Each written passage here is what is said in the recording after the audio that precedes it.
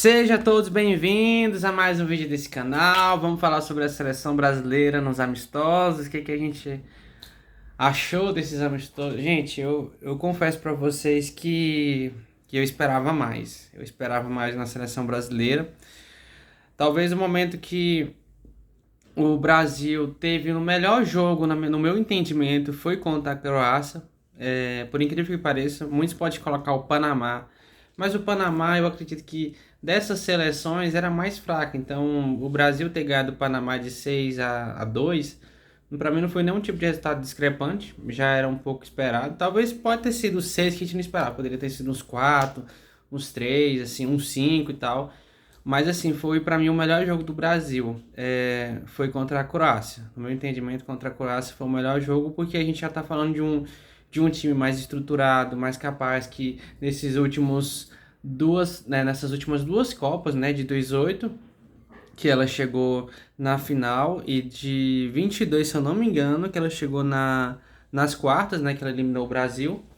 Então, assim, depois vocês colocam aí, se realmente estou enganado, mais que ela passou, né, acho que ela foi até a semi porque ela passou o Brasil, né. Então, assim, eu acredito que a seleção da Croácia, o Brasil teve o melhor entrosamento, principalmente pela entrada do Danilo, que deu uma incorporada no time, a entrada do Endrick, né, que já fizeram uma grande diferença contra esse time do Egito, esses dois jogadores. Mas, assim, pensando na ideia da seleção no amistoso e pensando na ideia da Copa do Mundo, será que o Brasil realmente está preparado está pronto para buscar o Hexa? Vamos levar em conta assim, que o saldo do Carlos Ancelotti ele é bastante positivo. Principalmente porque se a gente for pegar nos 4 últimos jogos, o Carlos Ancelotti ele garantiu 3 vitórias e ele sofreu uma derrota. E justamente nessa derrota era para um time que, no meu entendimento, o Brasil não deveria ter perdido. Porque você já vai ter, que é a França. Porque já é um time, já é tipo assim, se a gente for pegar Brasil vezes a França, o Brasil é inferior ao time da França, no meu entendimento. Assim, não essa discrepância total que muitas pessoas colocam. Porque o que eu acredito que acontece muito no time da França mais é a questão do tipo de jogo, do entrosamento técnico que os franceses têm.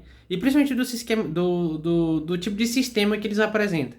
É um sistema mais consolidado que o do Brasil. Eu sempre bato na técnica desse 4-2-4, que eu acredito que o Brasil fica bastante vulnerável, mas é o time que o Carlos Ancelotti ele gosta de gerenciar. Eu acredito que talvez agora, pela saída, infelizmente, do Wesley, ele pode buscar uma nova formação tática. Talvez ele possa optar pelo 4-3-3, que eu acredito que seria um time melhor se encaixando, porque você já você tira um jogador de ataque, mas você potencializa o seu meio de campo. E só de você já ter um meio de campo mais estruturado, com 3 ou com 2 volantes, ou um fazendo um meia e 2 volantes fazendo um primeiro ou segundo volante, você já tem mais possibilidade de buscar o ataque. Porque o que facilita a bola sair do zagueiro são a quantidade de volantes que estão ali gerenciando, né? Porque são meias, então eles acabam tirando, trazendo, proporcionando a sair a bola da zaga para os centravantes ou pelo um ponta esquerda, ou por um ponta direita, como é o caso do Vinícius Júnior, que faz o corredor junto com o Rafinha, ou então o Lucas Paquetá, que pode fazer aquela área direita também. Mas assim, o saldo do Ancelotti, ele é positivo, né? A gente meteu 3, foi contra. Primeiro pegamos a equipe da França. Aquele foi um jogo muito ruim do Brasil. Foi 2-1, mas assim, foi um 2-1 um pouco escancarado. Os franceses, para mim, foram dominantes no jogo. O Brasil teve um jogador a mais, mesmo assim não conseguiu aproveitar o time da França. Pegou um embalo e realmente rapidamente conseguiu fazer o segundo gol. Então, assim, o Brasil contra a França me decepcionou bastante. Depois, sim, teve o jogo contra a Croácia, onde o Brasil já foi melhor, já foi mais dominante. O Brasil já teve mais posse de bola, já teve um entrosamento também, um entrosamento assim melhor, mais condizente com a seleção. E talvez, no meu entendimento, desses 4 jogos, foi o melhor jogo do Brasil, foi contra a Croácia. Muitos podem colocar o Panamá, pode até colocar, eu sou opinião, vou respeitar, mas eu acredito que pensando na Copa do Mundo em si, de você pegar seleções como França, Argentina, Croácia, Espanha, O Portugal também, que eu coloco uma seleção muito forte, pode sim conquistar o título, no meu entendimento. Assim, a gente vou torcer pro Brasil, obviamente, né? Mas assim, Portugal também pode conquistar esse título, mas a Croácia eu acredito que for melhor. Então, assim, vamos lá. Então, o Brasil, ele ganhou da Croácia, ele meteu uma goleada no Panamá, e depois ele conseguiu vencer do Egito com... Foi 2-1, foi 2-1 contra o Egito, né? Se não me engano, foi 2-1 contra o Egito. Então, assim, foi um time mais consistente, obviamente, o contra o Egito. Assim, o primeiro tempo me decepcionou contra o Egito, para ser bem sincero. Eu acredito que o segundo tempo, e é engraçado porque nesses últimos 3 jogos o Brasil ele tende a melhorar mais no segundo tempo. O segundo tempo ele conseguir proporcionar mais o jogo. Eu acredito que seja pela entrada dos jogadores, porque tem 3 jogadores ali que, no meu entendimento, fazem muita diferença mesmo na seleção. E assim, eu vou citar assim, os 3 assim, que eu entendo que um me decepcionou nesse jogo contra o Egito. Na verdade, não só contra o Egito, como o Panamá também, porque foi o Luiz Henrique. Para mim é um desses jogadores que fez bastante diferença. Mas assim, pensando nos outros jogos anteriores, nos dois jogos anteriores, principalmente contra a Croácia, ele fez mais diferença, né? Porque no jogo contra a França, basicamente ninguém jogou bem. Mas assim, o Luiz Henrique realmente é um jogador diferenciado, é um jogador mais técnico, é um jogador que ele me decepcionou contra o Egito, porque o Luiz Henrique, tava até vendo um comentarista falando hoje também, o Luiz Henrique ele ficou muito preocupado com essa questão de drible o tempo todo. Ele, talvez nesses 2 últimos jogos, ele não saiu bem porque ele tá jogando muito para si. E assim, você está numa seleção, você está num time de futebol, você não pode ficar o tempo todo se jogando a bola para si. A gente precisa de gol, a gente precisa de pessoas que estejam lá jogando pro grupo. E talvez é esse o problema do Luiz Henrique. Ele tá jogando muito para si. Quando o Luiz Henrique ele fazia isso no Botafogo, mas ele conseguia jogar para si ao mesmo tempo pro grupo, aí era um jogador diferenciado. Mas na seleção ele tá me decepcionando. Vamos ver se com nesses próximos jogos, talvez ele pode ter um tipo de mentalidade diferente, porque talvez era amistoso, talvez ele já queria mostrar suas qualidades, suas habilidades ali naquele momento, e talvez pensando na possibilidade já de ser um titular,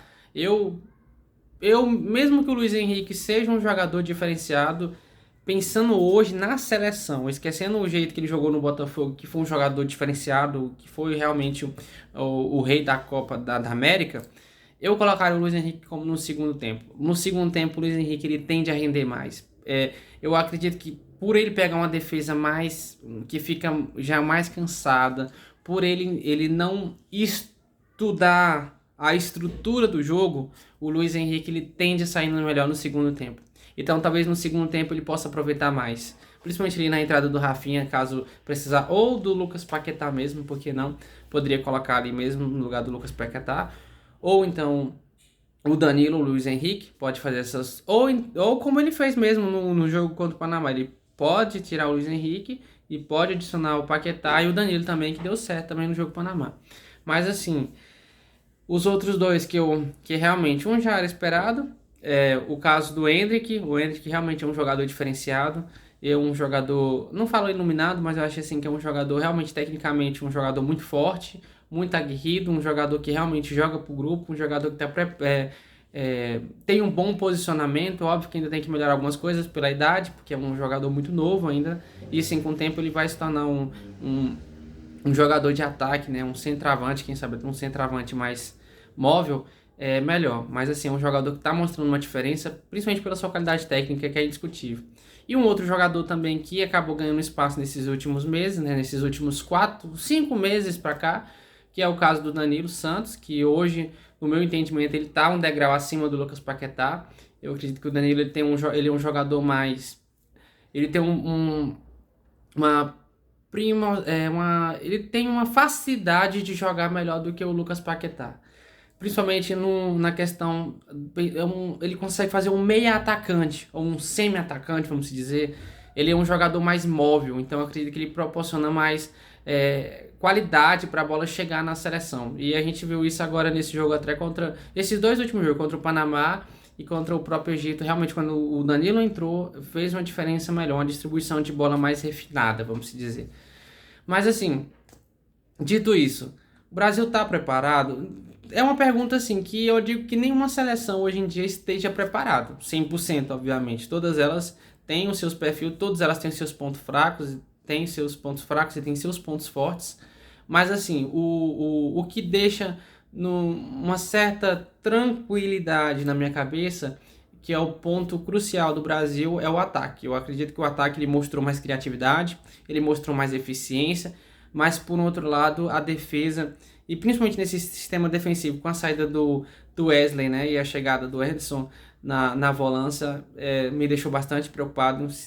Não vou negar que acendeu um sinal de alerta, principalmente pelos jogos, principalmente pelos gols que o Brasil está sofrendo. Não conseguiu nenhum desses jogos o Brasil conseguiu ficar sem sofrer pelo menos um ou dois gols, pelo menos. Então, assim, é um momento que o Carlos Ancelotti, nesse decorrer dessa semana, até pensando no jogo de sábado, realmente o Carlos Ancelotti ele vai ter que trabalhar, vai ter que ter uma preparação mais aprimorada no contra o Marrocos, porque o ataque marroquino é muito forte, tanto o ataque como os volantes, como a defesa, né, de Marrocos é muito forte.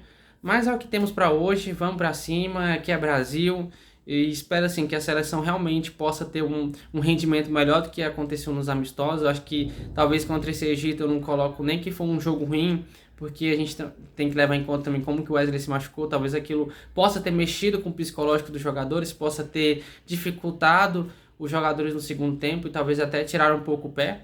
E os outros que entraram conseguiram entrar bem. O caso do Igor Thiago saiu, o Endrick conseguiu aproveitar e talvez o Endrick possa ser realmente o titular na centroavância. Mas é assim, agora é papos, o papo agora é uma preparação. Acabou. O Brasil vai estrear na Copa do Mundo no dia 13 de junho contra o Marrocos e vamos para cima que quem sabe a gente consegue ganhar, não com uma certa facilidade, porque eu acho que não vai ter jogo fácil na Copa do Mundo. Se tu for na Copa do Mundo, então não tem jogo fácil. Mas assim, eu espero que realmente o Brasil esteja se preparando. Eu acredito que nesse momento é se preparando ainda, porque eu acredito que nenhum time ainda está 100% preparado.